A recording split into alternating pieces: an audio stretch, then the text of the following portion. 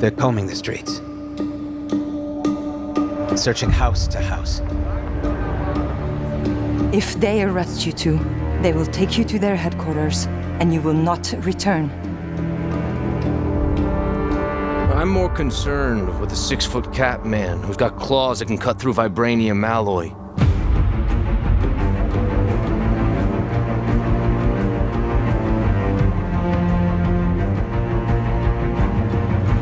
By my count, that makes 2 super soldiers loose in Paris.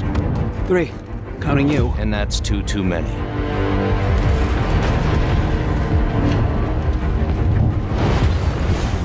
I'll be there before the sun rises. Before the Germans, before that American. The Eye of Force has been found.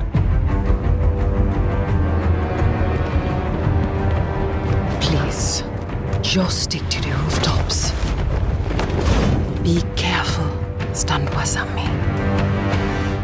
When am I not?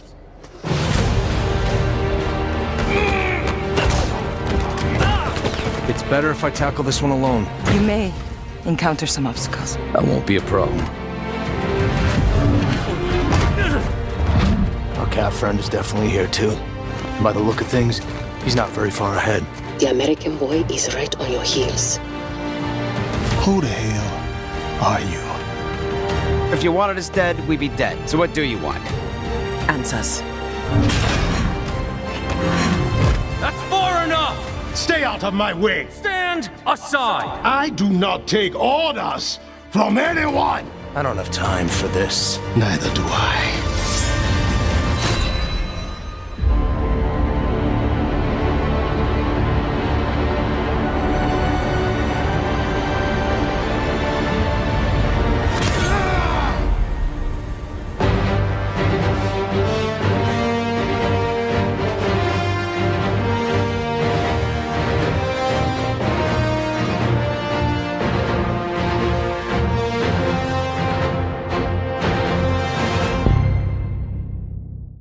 So, if you all are ready, let's switch the feed and go back to that bridge environment. And let's see, yep, you're live, good, okay. So Colin, let's boom down and take a closer look at this environment. So to create a really immersive game experience, the characters and environments have to work together harmoniously. We can't just drop believable characters into a less than convincing world. So we need to start with authentic and densely detailed environments as the setting to our story. And look, because part of our story is set in 1940s occupied Paris, we needed the world to have a really believable and visceral level of detail and grit, as you can see here. So Roman, why don't we focus on the ground here for a bit? Now look at that. That's an amazing amount of detail. It would have been nearly impossible to get something this complex to run in real time without the new features in 5.4. So, Kim, let's talk about some of the levels of detail that we're seeing here. Sure. So, we're talking about Nanite's new adaptive tessellation feature. So, whilst Nanite lets you create environments like you're seeing here of incredible detail, the memory requirements can become impractical to realize for such a level of complexity across a huge level without the need for lots of instancing. And we thought that was a challenge and we wanted to deal with it. So, Colin, let's actually strip this scene right down to the dirt so folks can see what we're talking about. So, see how simple, this is relatively simple ground plane. Actually, let's show the triangle so you can actually see what's there. Just a few hundred triangles. Let's pop it back to the beauty render view. But with this new dynamic tessellation capability, we can actually displace that simple geometry and create new three-dimensional geometry of the quality that you're used to with Nanite. With nothing more than layering tile textures and using shader logic, you can make incredibly complex effects. So instead of me trying to explain it, let's get Colin to show the magic, and let's see a transformation of this space. This technique allows you to see an unprecedented level of geometric detail, but it's also memory efficient and can be changed dynamically in the runtime of your game. So things like footprints or tire tracks or even supernatural effects, if you would want them, can be visualized. And just to show how this simple geometry has now been transformed, let's have a look at the triangle view again. There you go. What you expect from Nanite. So it's a really, really smart, interesting technique to actually get details into the games without crazy, crazy amounts of geometry. Let's switch it back to the detail view. Thank you. And of course, as you can imagine, this technology isn't just useful for the ground and for the ground terrain. It applies to every detail in the environment. So let's fly over to that pile of objects on the left over there, for example. And Colin, while we do, can you kill those headlights for me? Cool. Thank you. Okay, so imagine our challenge. We're trying to authentically recreate a harsh winter in occupied Paris. That means every prop, every object, every detail, every rooftop needs to be realistically blanketed in snow. So now let's show how we can dial up the snow accumulation on these objects, right? And of course, we can dial it back as desired. It's making me feel chilly, actually. Yeah, actually, it's a little cold up here. Or maybe it's just nerves. And remember, of course, like Kim said, thanks to this technology, this is all actual geometry. So you can see how tools like these would really empower even a small team to art direct and set dress their environments dynamically. It enables our artists to create a series of layers in the environment and then build up the complexity, layer by layer by layer. Now, speaking of set dressing, let's go check out that fire barrel over by the watchtower we saw earlier. Yeah, that's the one there. And let's turn on a light to really illuminate the smoke coming out of the barrel. Thank you. Look at that. That's amazing. We could have never achieved effects this realistic in the past. So this is what we call heterogeneous volumes. In the past, effects like these would be done with particle sprites, but that's kind of a cheat that often breaks down and can look flat. It's nice from afar, but far from nice, as we say back in the UK. So if we look at the glow of the fire as it dynamically illuminates the volumetric smoke, you can see that light transmitting through the volume. You can also see that the smoke itself is casting shadows onto the world, but also itself. These volumetrics can also mix with more traditional effects as well. So if you do want to put particles in there, fog, or even cards, you can do it. It all works in a unified way. You can run the simulation, the smoke simulation, in Unreal Engine natively if you want, or you can import OpenVDB datasets as sparse volume textures, resulting in film quality visual effects, volumetric visual effects, all running in real time that are totally responsive to dynamic lighting. Yeah, and it just looks incredible. Now, of course, all of this is just to help us tell our story, right? And the story is nothing without great characters. So let's head back over to the bridge and catch up with Cap. Now, an essential part of any character's persona, particularly a Marvel hero, is their look. And it can be really distracting if the outfit doesn't look as realistic and believable as the rest of the world. So you can see Cap's leather uniform fits just like you would expect in real life, with all the correct material properties and the complexity of creases forming as he moves. From a technical perspective, this is where we can effectively utilize machine learning. We can set up and run complex simulations in a package like Houdini and import that data into UE. We then use this to train an ML model, producing film quality deformations that run in real time. But none of this matters without great facial performances. So let's bring Azuri, T'Challa's grandfather and our Black Panther, into this scene, this time with his mask off. But I know who you are, Captain. America's hero, dancing around in red, white, and blue underwear. That shield that you hide behind does not belong to you. You are unworthy of it. Right, and as he pauses here, Roman, why don't you go in really close and really show everybody the detail that we have in these models. It's insane, right? It's like amazing. It's essential for us to retain every nuance of the outstanding performance that our actor, Kari Payton, brought to Azuri's character.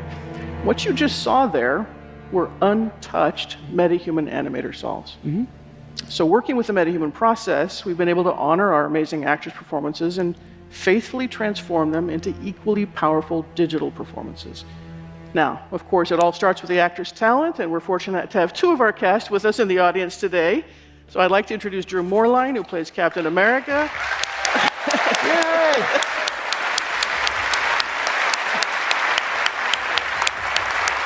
Pretty cool. Yeah.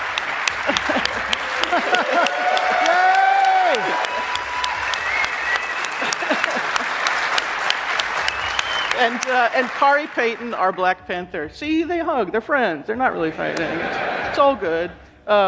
And of course, I want to take this opportunity to thank them and the rest of our wonderful cast for going on this incredibly crazy journey with us.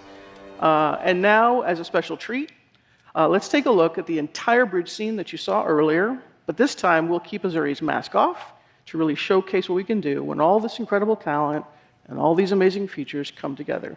But remember, this is running entirely in real time. Awesome.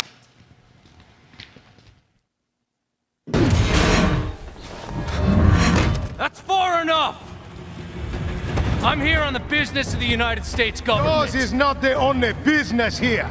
Stay out of my way. Stand aside! I do not take orders from anyone. Turn around, boy. Go home. Look, pal, I don't know who you are. But I know who you are. Captain, America's hero, dancing around in red, white, and blue underwear. Says the man dressed like an overgrown house cat. That shield that you hide behind does not belong to you. You are unworthy of it. I don't have time for this. Neither do I.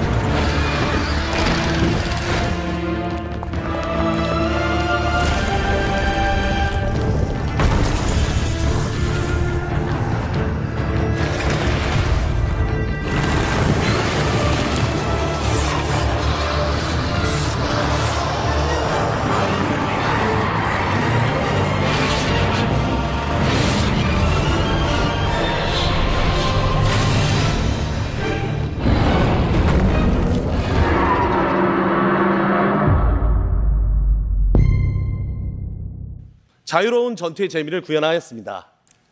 In Satera, there are 6 distinct combat classes and 18 weapons. All classes can manipulate space and time, giving players a unique battle experience. Players can travel through space and go to designated time zones to gain advantage during thrilling battles. 데이터 레이어 기능을 사용하여 로딩 없이 실시간으로 변하는 과거, 현재, 미래의 세테라 월드를 구현하였고 이를 통해 게이머분들께서는 자유로운 시공간 탐험을 재미를 느낄 수 있습니다. We've used data layers to create real-time environments and layer them on top of one another to enable players to travel through past, present, and future states of the Satera landscape seamlessly. Players can gain additional resources through traveling to the past and fight against stronger enemies in the future. In this instance, we're traveling from the present to the future. 월드 파티션 기능을 사용하여 12제곱킬로미터 이상의 랜드스케이프, 약 50만 개의 헥터를 구현하였고 이를 통해 게이머분들은 친구들과 함께 자유로운 월드 탐험의 재미를 느낄 수 있습니다. World partition allows us to efficiently create a massive open world exceeding 12 square kilometers with about 500,000 actors and then stream it smoothly to enhance the cinematic look and feel of the environment, all while allowing for multiplayer adventures. 극도로 자유로운 커스터마이징 기능을 통해 수많은 유저가 자신의 개성을 표현하며 게임을 즐길 수 있도록 구현하였습니다. And finally, through our extremely flexible customization system, players can freely express their personality by creating their character, ensuring that each character you meet in Satera is as unique as your own. We needed to build a world of discovery, exploration, and survival. And for this, we turned to Unreal Engine. It comes with the flexibility of the blueprint system, so we can set up those sandbox interactions. It provides a world-leading renderer for amazing visuals, and thanks to Nanite, we can use high poly models at all distances, making the landscape something truly epic to behold. To build our world, we use Houdini with Unreal to generate landscapes with a non-destructive workflow that allows our level designers to sculpt and regenerate without causing issues. And for Dune, we knew that our sand had to be world-class. Using Unreal plugins such as Fluid Ninja, we were able to build sand displacement technology that reacts to small details like footprints from a player's walk or run. And finally, Lumen provides a lighting system that combines global illumination and bounce lighting to make both our exteriors and our interiors look truly stunning. For us, working with the Unreal Engine toolset, collaborating with our partners at Legendary, and working in the universe that was created by Frank Herbert and brought to life by Denis Villeneuve has been truly inspirational and exciting, and a lot of hard work as well. Humans have always had this drive to create, to build worlds, whether in text, on screens, or in games. As a company, we've been on this journey for a long time, crafting open worlds where players can live out their dreams and fantasies. So with that, we're very excited to share our latest trailer with you. Thank you very much for listening. Let's take a look.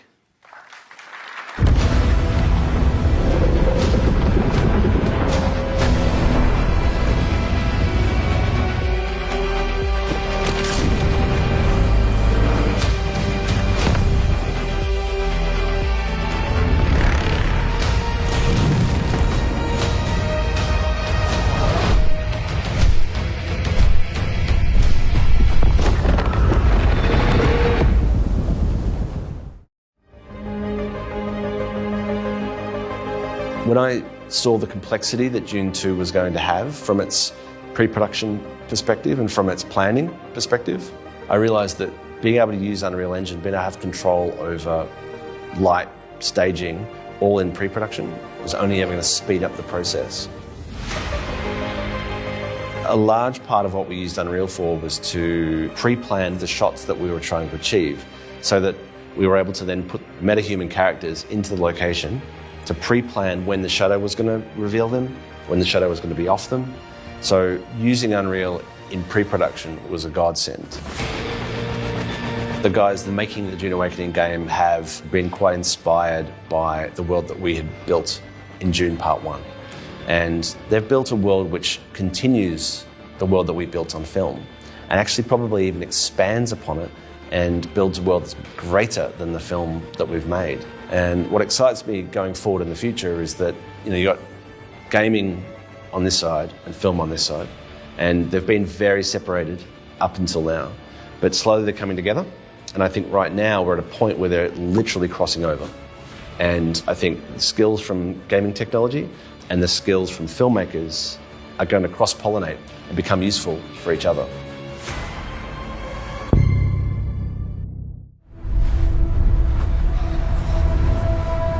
Arrakis is a test. Few survive it.